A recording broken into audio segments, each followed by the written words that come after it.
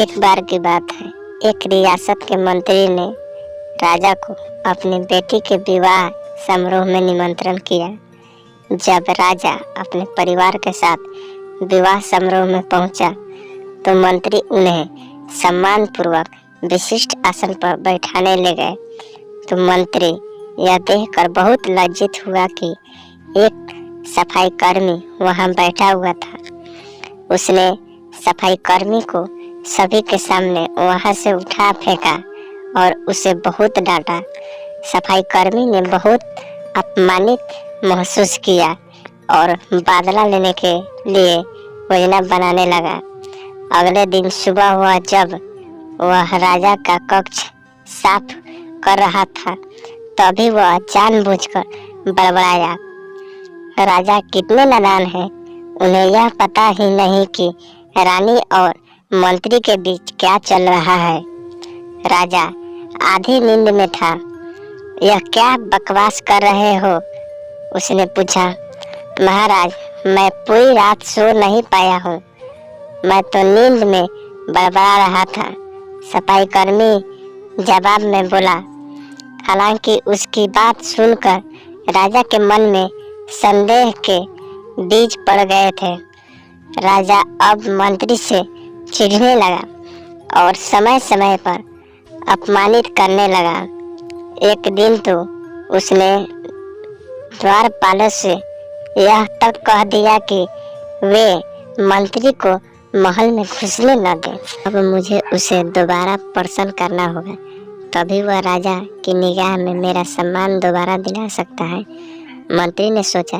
एक दिन उसने सफाई कर्मी को अपने घर भोजन पर आने का निमंत्रण दिया और कहा, मेरे दोस्त, मुझे क्षमा कर दो, मैंने तुम्हारा अपमान किया था, मुझे गलती का एहसास हो गया। इन सुंदर कपड़ों को उपकार के रूप में ग्रहण करो, चलो मेरे साथ भोजन करो। सफाई कर्मी प्रसन्न हो गया। वह सोचने लगा, मंत्री तो अच्छा आदमी है, मैंने ही उस दिन गलती कर दी थी।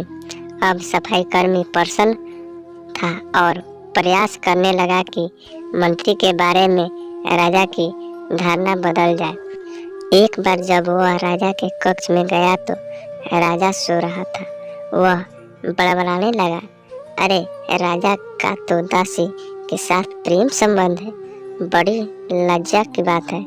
राजा ने उसका बड़बड़ाना सुना तो उठकर बैठ गया। राजा ने सफाई कर्मी को बहुत डांटा। सफाई कर्मी बोला, क्षमा कर दे महाराज, मैं पूरी रात सो नहीं पाया, इसलिए दिन में ही नींद में बड़बड़ा रहा था। राजा को अपनी गलती समझ में आ गई।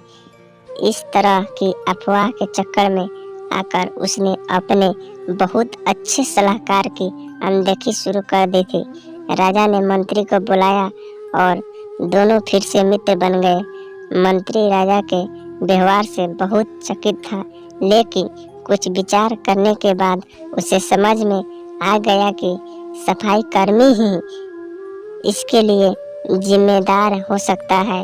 मैंने उसका अपमान किया था और उसी का उसने बदला लिया है।